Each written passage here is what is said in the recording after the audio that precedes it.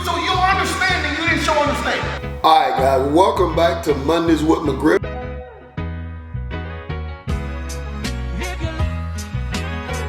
That's the kind of stuff that keeps me coming back. Like I've always got something that say, okay, what can we be better at?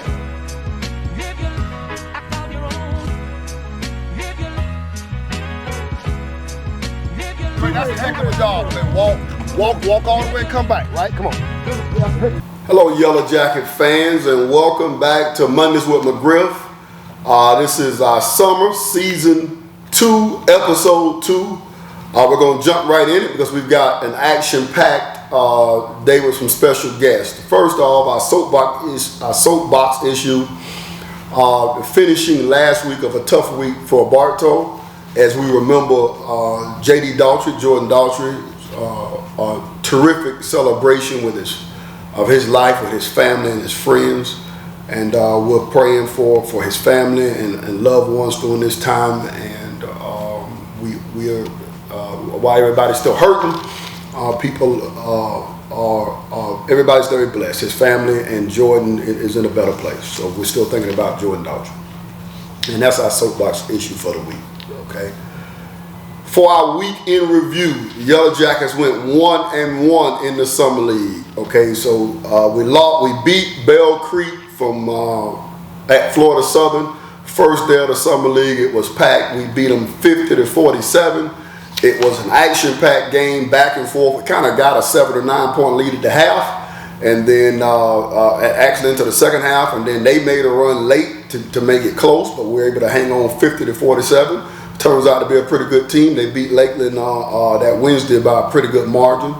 They had an excellent point guard that we had some trouble with. Number 1, I don't know his name. But we did some good things. We did well in transition. I thought we rebounded the ball decent. Dylan Brinson really rebounded the ball. And the first win of the summer league in the white bracket of the summer league. Okay, we lost to Sante Fe Catholic on Wednesday, 59-50. Okay, we hung in there for about a half. I think it was 33-30 at the half. Okay, Tate Darner just went crazy on us. Okay, he really, 5, 6, 7 threes. He really embarrassed us defensively, embarrassed our team defensively, and they just did a great job. And we're learning how to play and how to guard veteran guys like that. We didn't do a very good job. Toby Lane also, I think he's a junior now, junior guard, also controlled the game for them. And Santa Fe's defense was just better than our defense. So they deserved to win. I think it was a 3-point game at the half. They got it up to 15 or something like that, and we never really recovered. Okay, I thought of the guys who said, well, anybody play well? Well, not really, but we're playing everybody. I thought Jameer Wallace, the young freshman, about 6'4", big boy.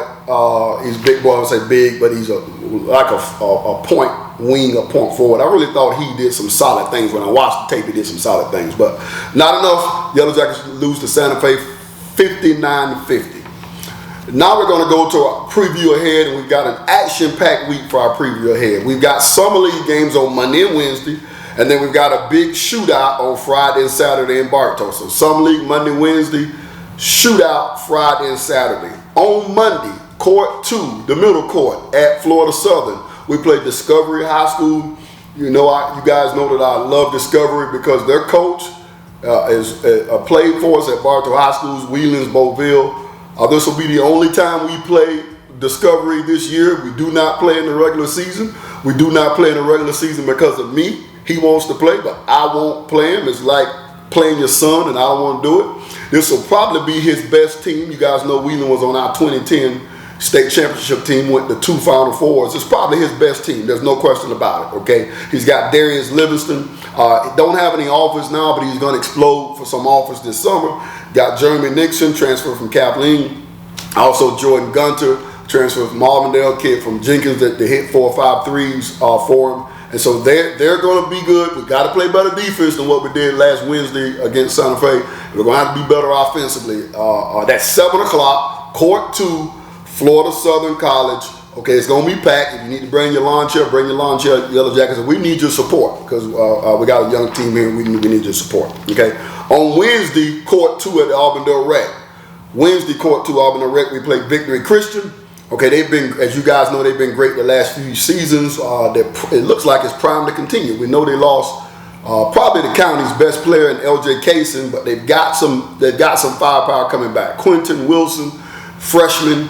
Okay, freshman. I think he's number 2 in the country rated freshman in the country.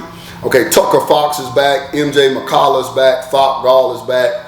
I don't think JoJo's playing, JoJo Scott, but he's back. So they got some kids coming back, and they're looking to continue the run that they've been on the last couple of years. For you fans that don't know, we played them in the regular season last year, and they beat us in Bartow, I think by about 9 or 10. They're going to be fast-paced on offense, push the ball via the pass, attack the basket. They're going to play inside out. They rebound the ball well. They defensively all over you with pressure. They're good on the boards. 8 o'clock. Play 8 o'clock at Auburndale on Wednesday. Should be packed. Get there early. Get your seat Wednesday. And then this weekend we host the Bartow Summer SZN. Hopefully the schedule is flashing across the screen now, so you won't see my face. Hopefully there'll be a screen with the schedule. I know there's going to be a screen with the schedule that flashes across. But Yellow Jackets, we play Friday, June 14th. We play 3:15 against Sarasota and 5:45 versus Lake Highland Prep. And Saturday, June 15th, we played 3:15 versus Tampa Catholic and 5:45 versus Fort Myers Gateway. Sarasota on Friday at 3:15. They're really good. They'll be in Winter Haven's region this year in 7A. Winter Haven's main competition, some of their main competition to get out of their region this year. Excellent coach team. Lake Highland Prep, you guys know about. They come to the Mosaic every year. We go to them in the preseason classic every year. They're in Discovery's district, so I'm sure the Discovery people will be able to watch them. Okay, and then Saturday we play Tampa Catholic. Tampa Catholic has been, I think, 5 or 6 Final Fours in a row until last year. Okay, they're always good, always tough. Their coach is a Hall of Fame coach. They got their best player coming back. And then we play at 5:45 Saturday, Fort Myers Gateway. Coach Jones' team's got everybody coming back. They're loaded. He's coming down here looking for a challenge, and so we gave him some. We're gonna give him a challenge. And our guys, we gotta grow. Jay Crosley, Messiah Borders, Kobe, Corey, they gotta get better. Those are some of the returning guys, the upcoming guys from JB like Kenny Cotton and Dylan and Briggs, and even the newcomers like Red and Jamil. We've got to get better. We've got to grow. We've got tough schedule. There are no cream puffs.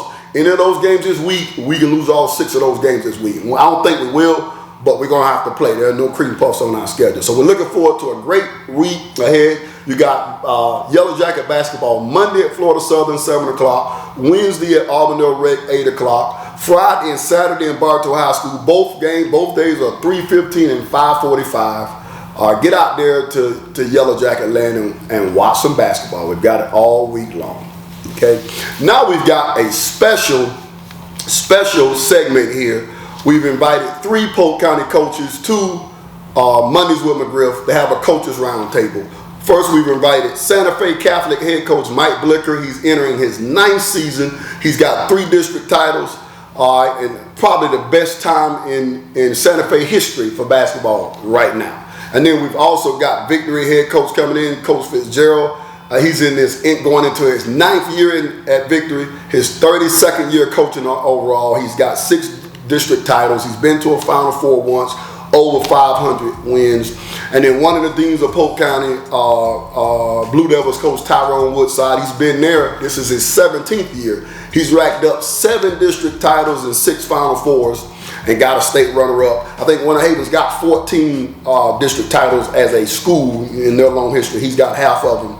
And each one of these young men, I'm gonna call them young, even though all of them are older than me.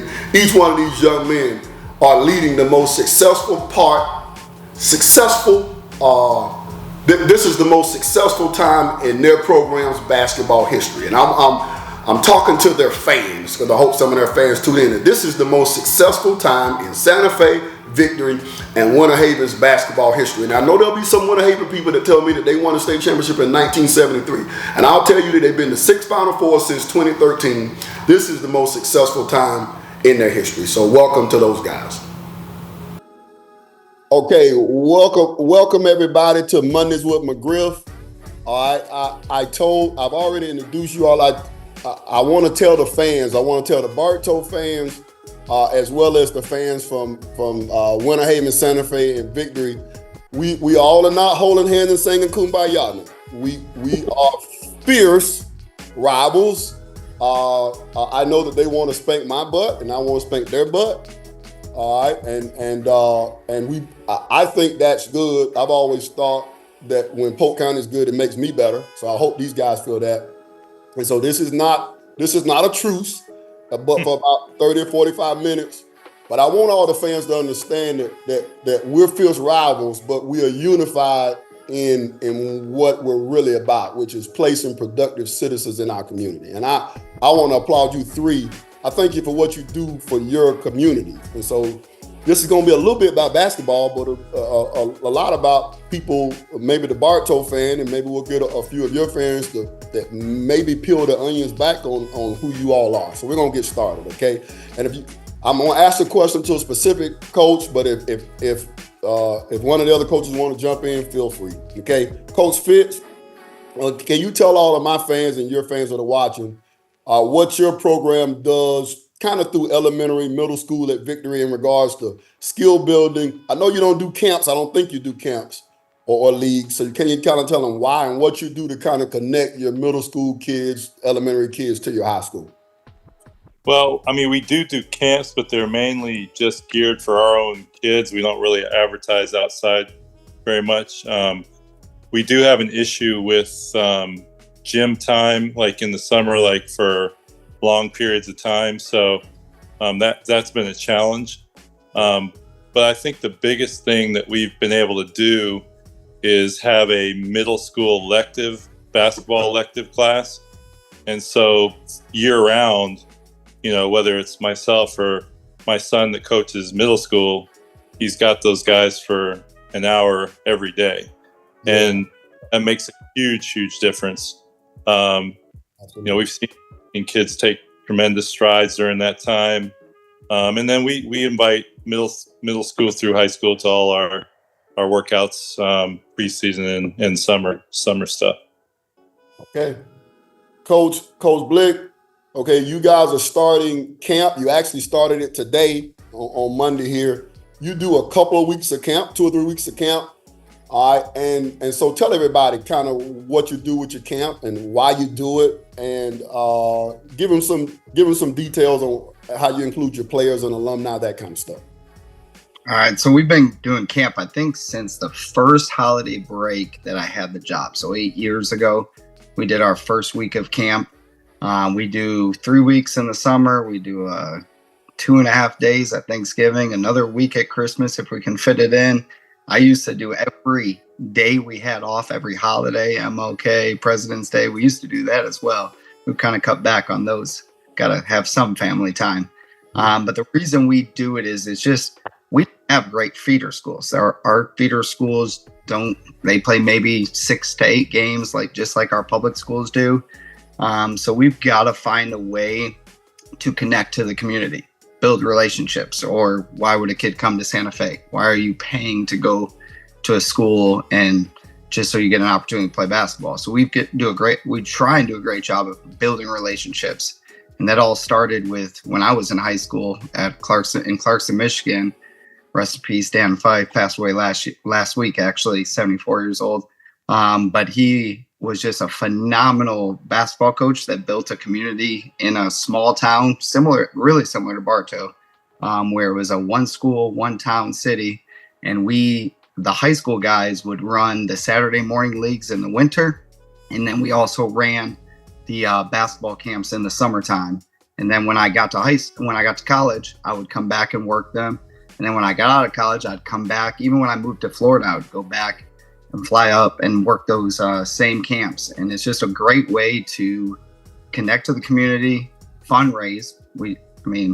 June and in season has gotten so expensive for high school teams. I don't think the public has any clue how much money we have to spend for all of the things that we do. So it's a great way for us to fundraise without just doing the, hey, please give us money type thing that some schools have to do. And it's just fun. It's just a way to connect with kids, way for our guys to give back. They get all their service hours for the year with our camps. We get a lot of alumni that come back, and I can pay the alumni when they come back. So it's a way to put a little money in their pocket, thank them for coming back. and it's just fun. Plus, I love watching different workouts with different guys, different high schools, and seeing Sante Fe drive Fitz on their kids, and it's like, camp kid, love that. Coach. All right, Coach Woodside. Tell people exactly what you do with your little Blue Devils, and I'm not calling it right, with your camp program. And I think you guys do something year round with your program. So talk to the people about it. And I know just like Fitz, you've incorporated your son and other alumni in the run of that. So tell everybody. I know maybe the Winter Haven people know, maybe all of them don't, but I know the Bartow people don't know and the Lakeland folks don't know, but the Victory and Sante Fe folks don't know. So tell them a little bit about what you do. Well, we were fortunate, like Coach Blicher, growing up in a high school and then in a community that had youth sport basketball, and we were a part of it. We went through it. And when I went over and became the youth pastor for Pastor Donnie McClurkin, I was praying for something to do for the youth. And then when I prayed about it, I asked God for a name. And God told me Haven. And this is before I moved to Florida, never heard of Winter Haven. He gave me the name Haven, and I looked it up in the Bible. It said place of safety. And so when we looked at it, I thought about doing something that kept kids safe in a safe environment, not on the streets. And God blessed my wife and I. We built a full regulation size backcourt in our backyard. We were fortunate to have an acre of property on Long Island.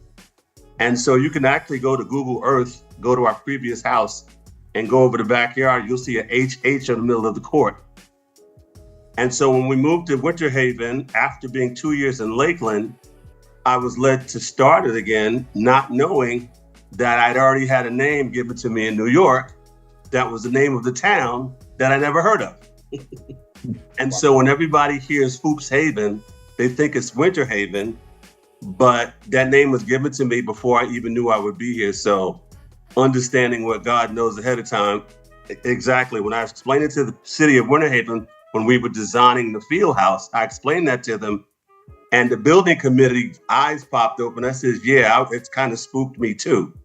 But what we wanted to do is be able to put the ball in the kid's hand, and all of us knows that as being people that have taught kids how to play, you're teaching them teamwork, you're teaching them conflict resolution, you're teaching them all of those things, and you lay it with basketball. But one of the most important things that we deal with coaches now, we get kids and they have so many bad habits. One thing I learned is you get a kid that's never played, he has no bad habits. And so Hoops Haven gets kids 5, 6 years old, and we put a ball in their hand. Dorian James would put a ball in his hand. Dylan James would put a ball in his hand. Jamie Phillips grew up in a basketball family, but he was 3 years old sitting on the court. The year he was born was the year I moved to Winter Haven. And so we started doing that, and it grew so much that the city called us in, and that's when my wife, who did real estate in New York, came up and helped them do the plan and the block grant, and then bringing in the Lakeland Magic. So it's been fortunate, because when we first did it, it was never an intention to be for Winter Haven. It was supposed to be for Auburndale, for Lake Wales, for all of the neighboring communities. And I see a lot of kids that were Winter Haven, Hoops Haven kids going and playing college ball, whether it be football or in all of the schools, Sante Fe kids, and All Saints, all of the students. So we've been very fortunate that has been branched out a lot. We initially started doing it in the winter during basketball season, but before the field house was built, I'm in Winter Haven gym trying to share it with Winter Haven varsity JV, Winter Haven girls varsity JV. So it became a logistical impossibility.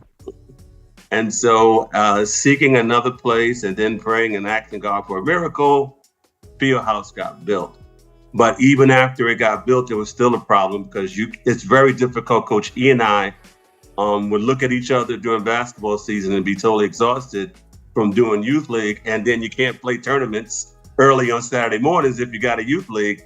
So we were led to switch it to the fall. So we do the fall league. And then after basketball season, usually a week to 2 weeks after the Final Four, we do a spring player development league, which is a skills clinic. the kids come in, they say, when are we going to pick teams? No, we do player development. We're working on drills. I know Coach Blicher is very good with player development and drilling.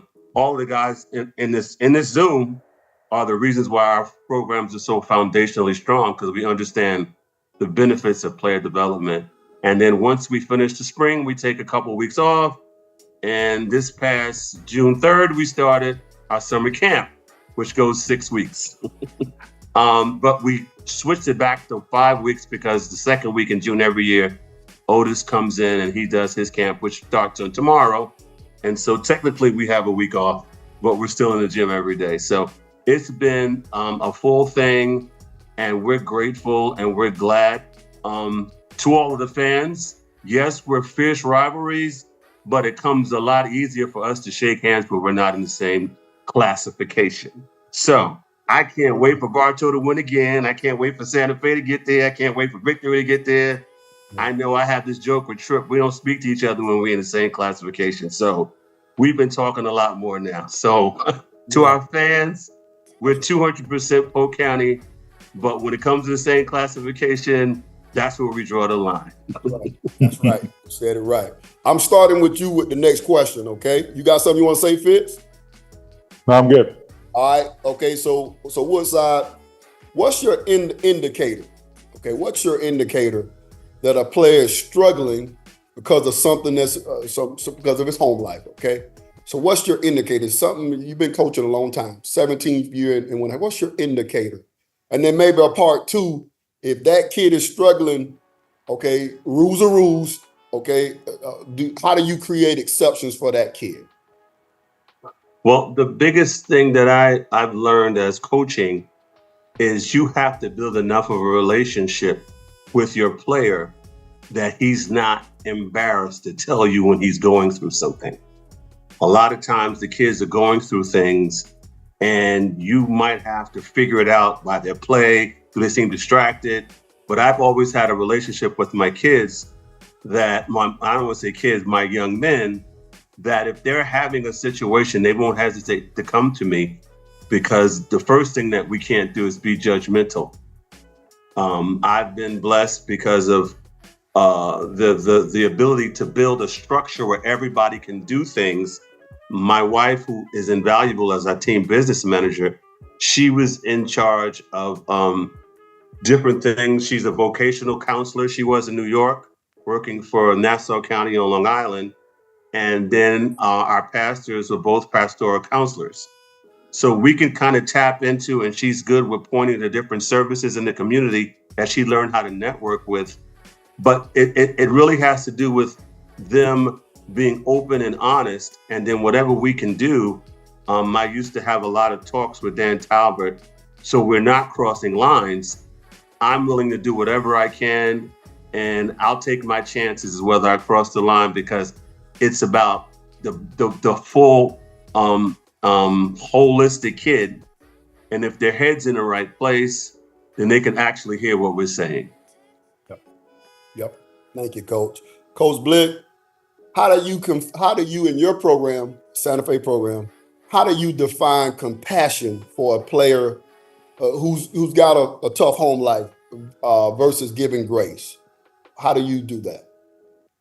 I think it's, similar to what Coach Woodside said about just being all about communication, relationship driven. Like, we want to know what's going on. Well, the only way you know is with communication. So we really strongly encourage that each athlete, student athlete, young man, kid, whatever you want to call them, they need to be talking with us, and we're constantly talking with them.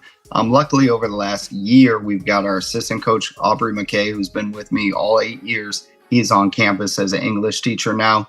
He teaches 9th grade English. So when kids come onto campus, they've got him right away now. He also teaches 2 electives where they're both honors electives. So it could help with GPA. You never know, as long as the kids are taking care of business like they should be. But it also gives them an opportunity to have somebody on campus, because as someone that's not on campus, there was a disconnect for years, and it was hard and it was challenging. And I would get lots of calls during the day, either from the school or from a parent with conflict or issues. But at the same time, we were always communicating. So now that makes it a lot easier. Coach McKay is unbelievable with communicating with the individuals, building those real relationships that will last a lifetime.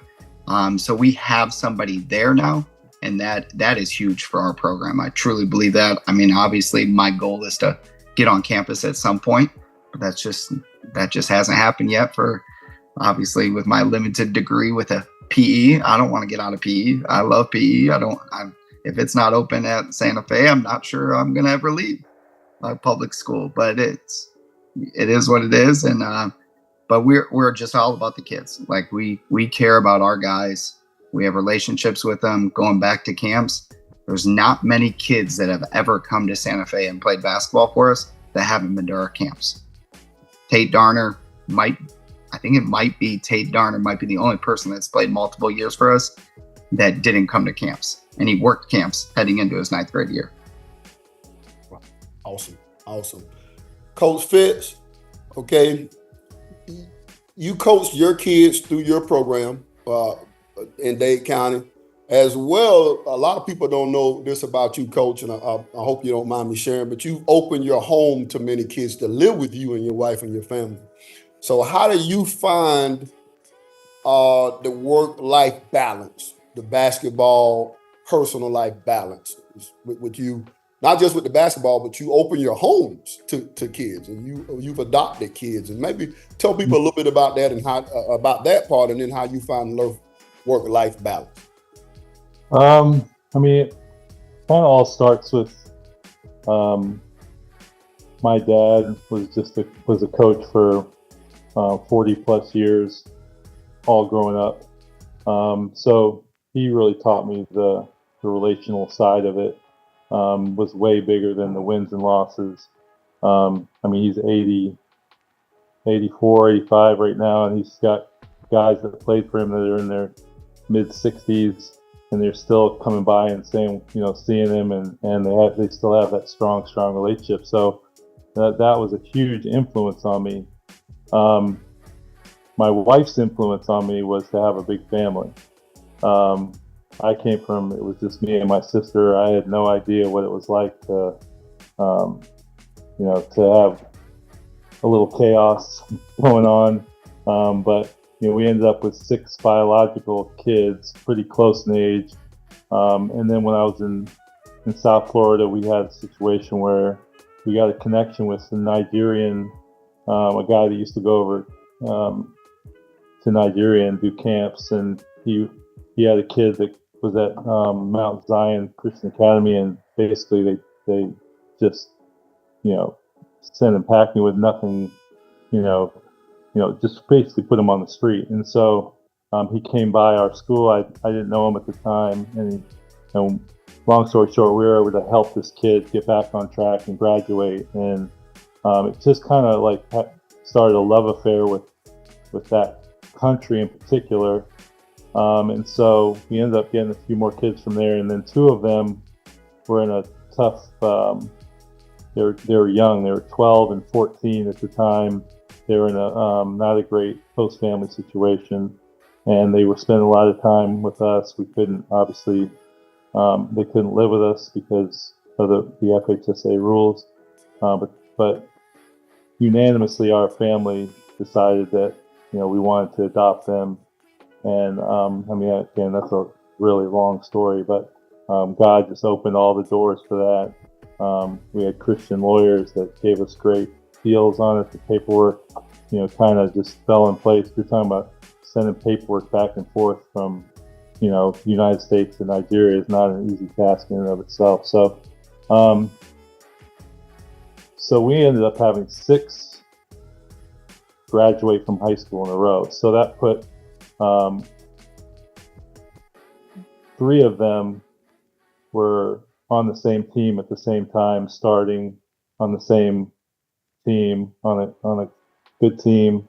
And then we had another kid that, came from a tough family. He started at the school, and it was a single mom, and he started spending time with us, and he was good friends with one of my adopted kids. And so he basically lived with us without living with us.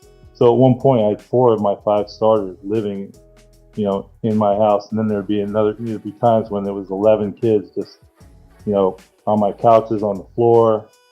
So we actually did have after the first year, we had a sit-down meeting at CC's. I remember like it was yesterday. We had to come together and say, look, like we have to have some ground rules here about,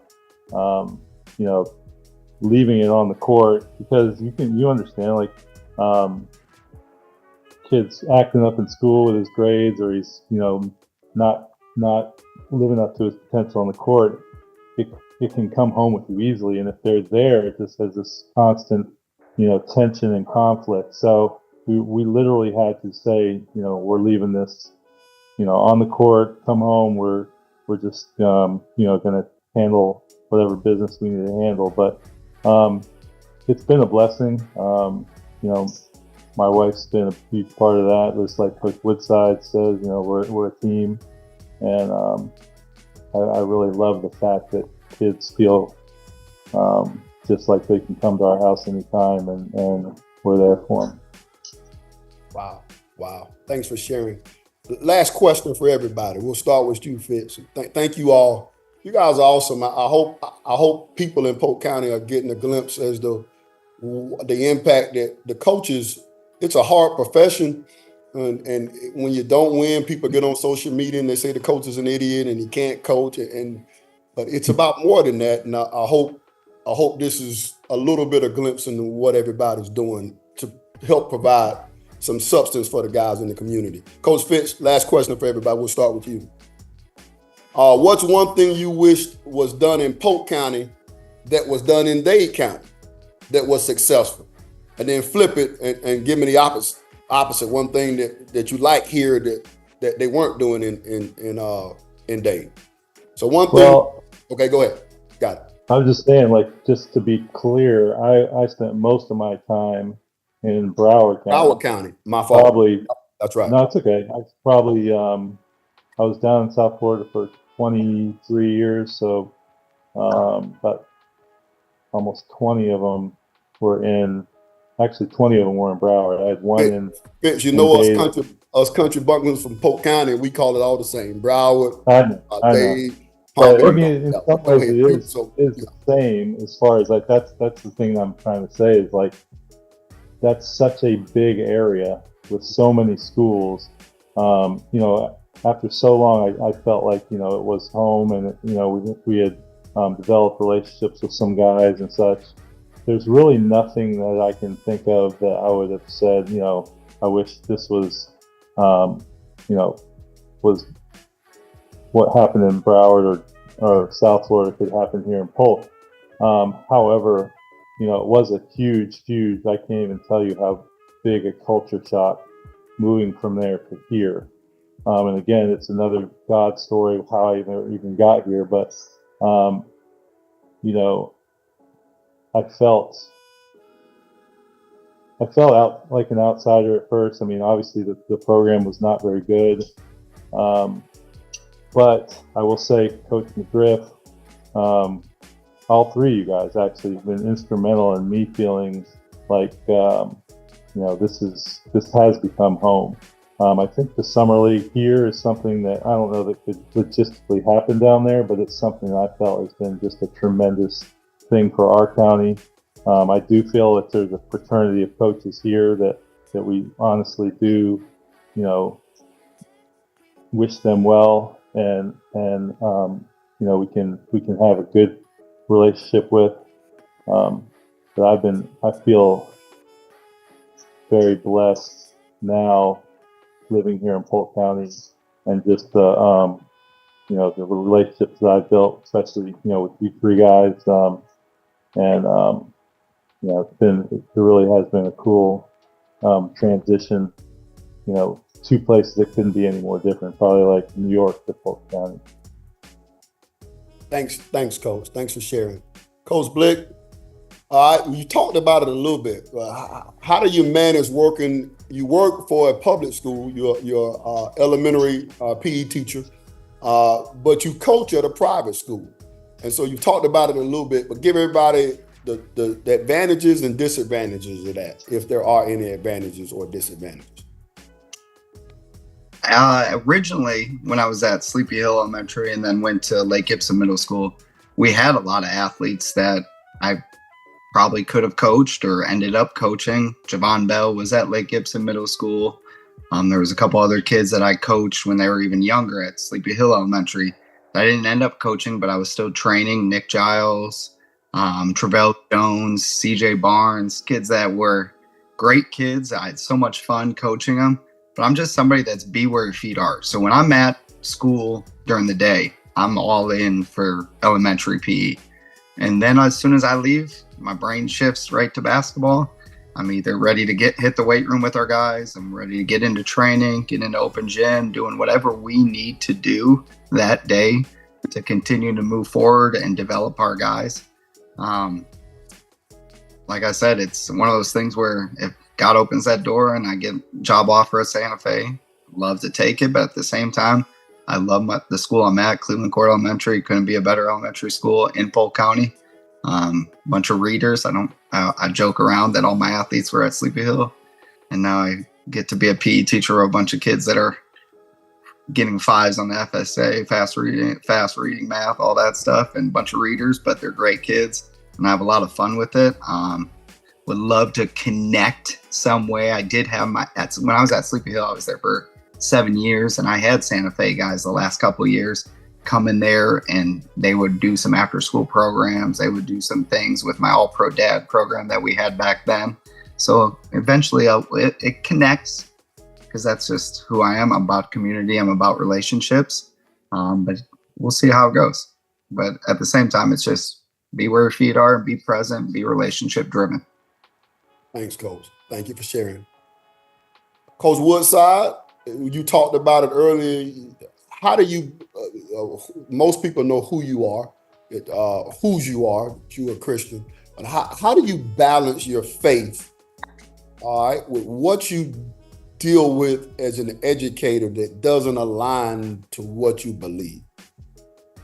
How do you balance that? Well, I think first and foremost, I never process it as a thing that I have to balance it, because my faith is going to always be the priority, and it would be a priority to a fault. I've been fortunate enough to be in administrations where they respect me for who I am.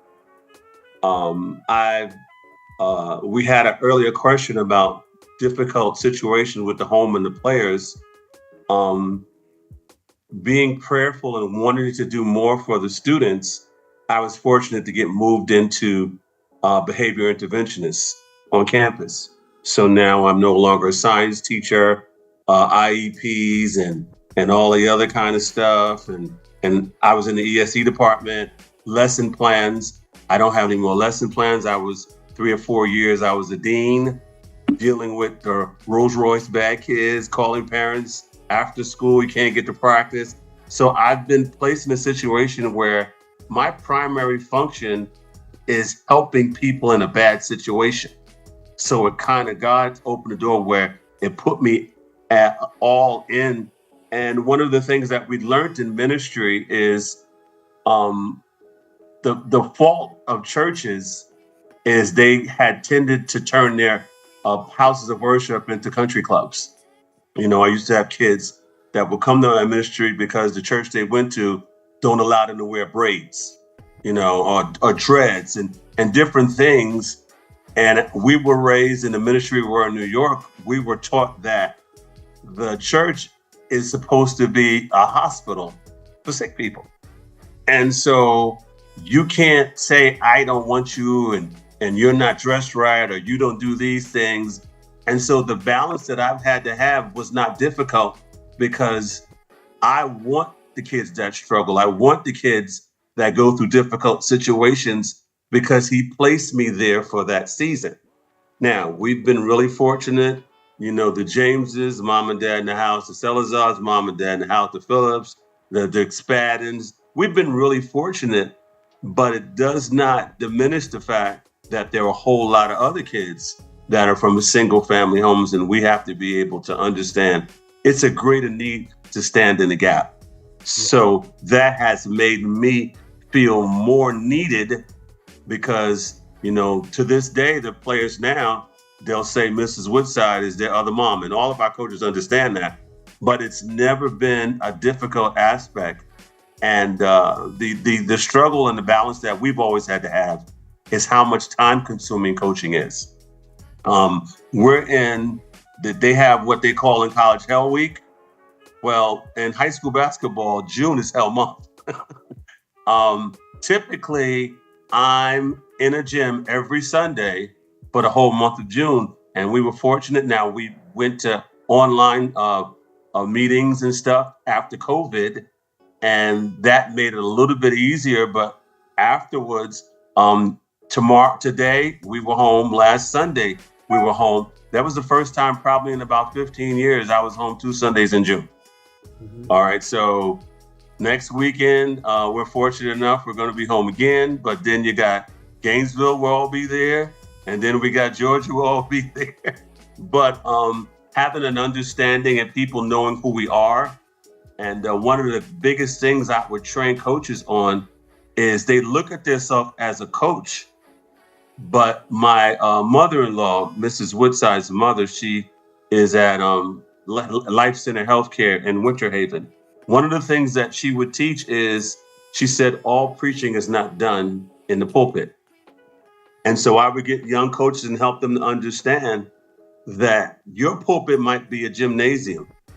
Your parishioners might be some young men that stand in front of you. And you have to be able to understand what your vineyard is. And that's really important. You might not be preaching scripture, but there are things that you are pouring into. And if you understand that responsibility, it might help you understand who you are. And so that's one of the things, the balance is not difficult because I don't change who I am on the court. Now, because of the heavy task that I have as a coach, I understood and asked God for an answer. And the answer was these alumni that we lean on, my son Josh, Ishmael, Coach Ish, Coach Darius, they handle player development.